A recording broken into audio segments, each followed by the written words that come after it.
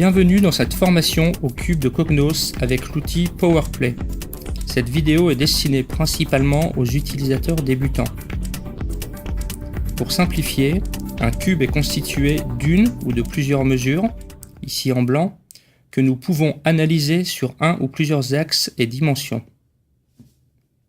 Par exemple, sur ce cube, nous avons ici des mesures comme le revenu réel ou la quantité, que nous pourrions analyser par rapport au temps, au fournisseur, au vendeur, au produit ou à la méthode de commande.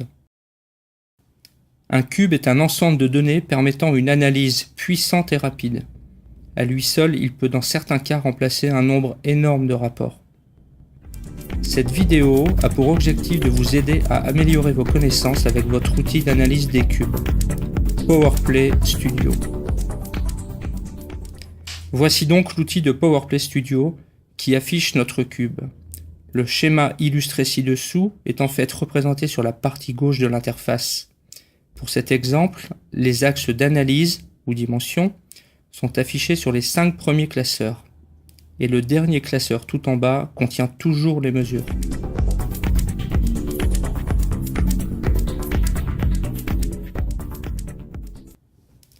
L'interface contient sur la gauche la section du cube, comme nous venons de le voir. Nous avons ensuite la section d'affichage des données.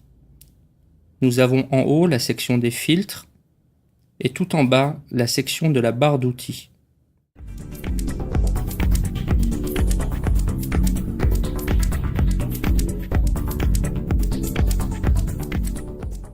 Pour information, nous pouvons régler la taille d'affichage de notre explorateur selon notre vue et aussi selon le nombre de colonnes-lignes que nous voulons afficher.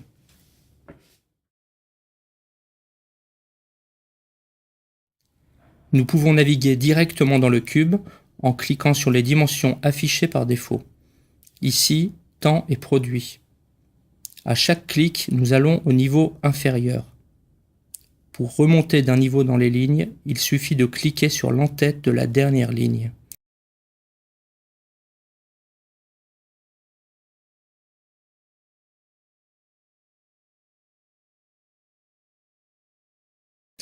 Pour remonter d'un niveau dans les colonnes, il suffit de cliquer sur l'entête de la dernière colonne.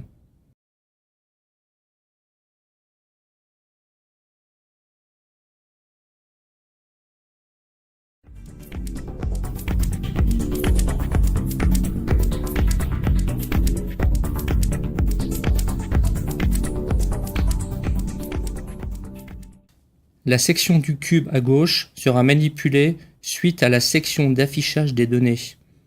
En effet, nous pouvons glisser une dimension en ligne ou en colonne selon l'analyse désirée.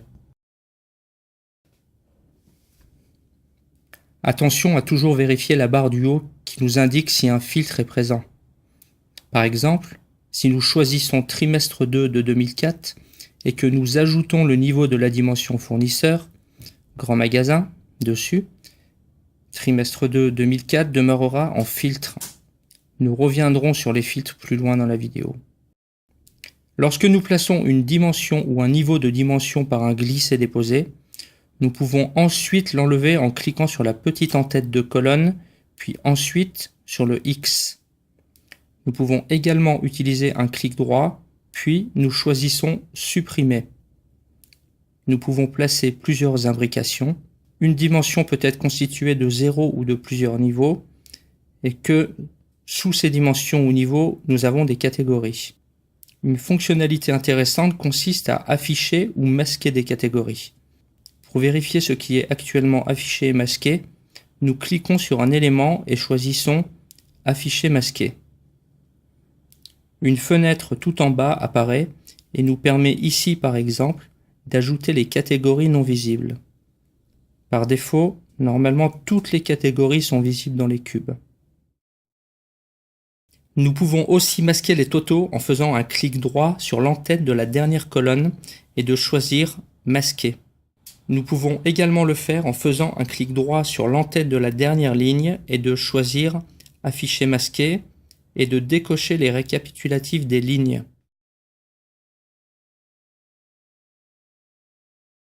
Nous pouvons remettre les totaux en faisant l'inverse. clic droit sur une catégorie, choisir Afficher masqué, puis cocher Récapitulatif. Cela autant sur les lignes que sur les colonnes.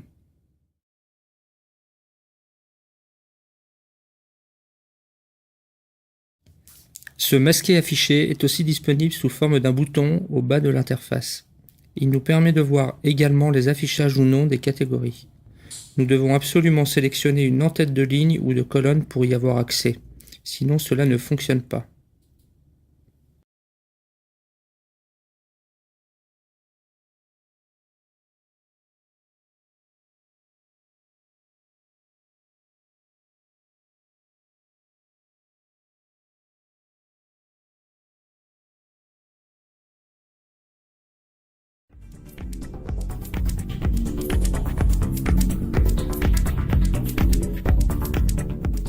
La partie des filtres en haut permet de rapidement visualiser.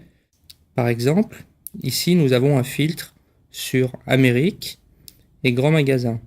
En appuyant sur le bouton de réinitialisation, ces filtres sont donc réinitialisés. Voici comment nous appliquons un filtre directement. Par exemple, si nous voulons placer l'année 2005 comme filtre, nous cliquons sur le menu du temps ou de l'année et nous choisissons 2005. Même chose si nous voulons choisir un vendeur d'Europe centrale. Nous choisissons également une méthode de commande sur un site web.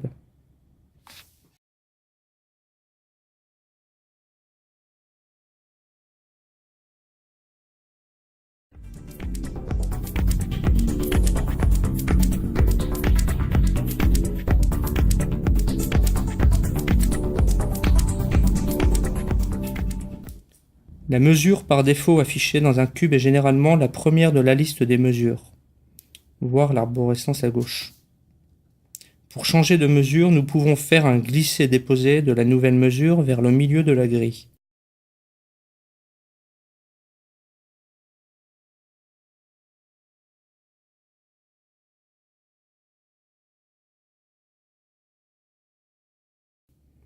C'est aussi possible d'aller dans la barre des filtres pour choisir directement la mesure désirée.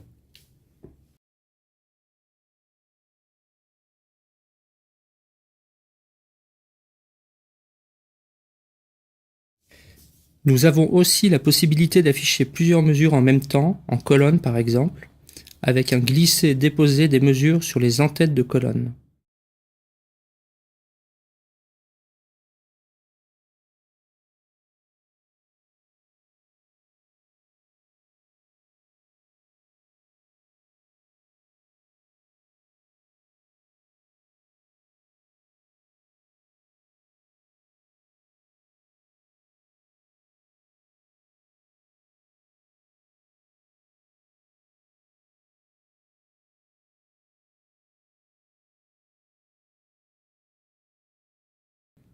Avec ces mesures, nous pouvons aussi y imbriquer des dimensions.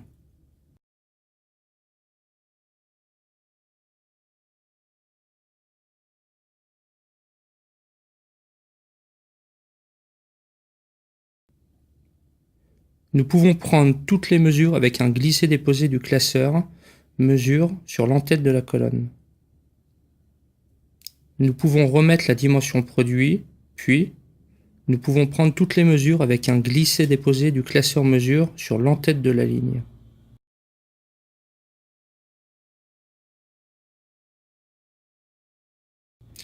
Nous pouvons ensuite imbriquer des années après les mesures.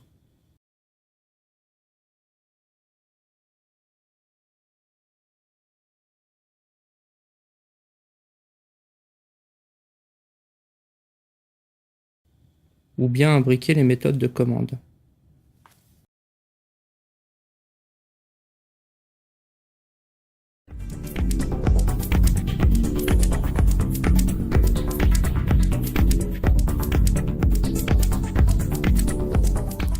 Nous pouvons trier sur les totaux en ligne ou comme ici en colonne.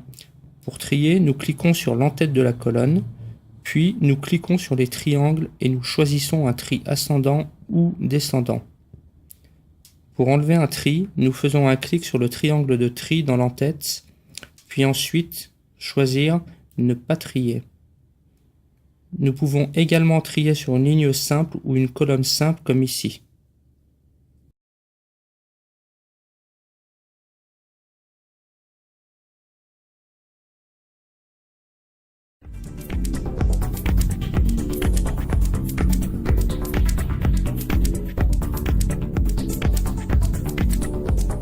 La permutation des données est assez simple et très pratique. Nous pouvons simplement cliquer sur le 4e bouton de la barre des boutons au bas de l'interface.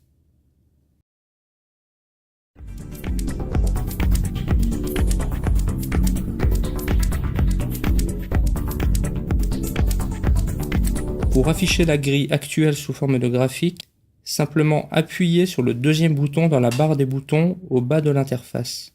Par défaut, le graphique de base est un histogramme bleu. Nous avons le graphique circulaire appelé aussi camembert. Nous avons aussi les barres groupées,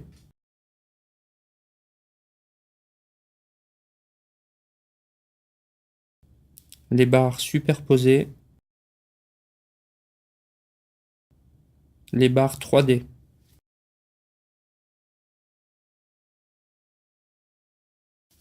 Les courbes simples,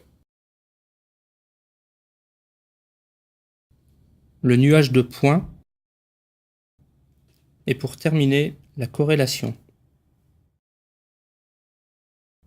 Nous pouvons choisir d'avoir et la grille et le graphique sur la même page. Nous devons simplement cliquer sur le 3e bouton de la barre des boutons au bas de l'interface. Ensuite, choisir Fenêtre divisée. Nous pouvons également changer le graphique affiché. Nous pouvons ici aussi permuter les lignes et les colonnes. Nous pouvons ensuite revenir à une fenêtre avec grille uniquement. Nous pouvons permuter de nouveau les données.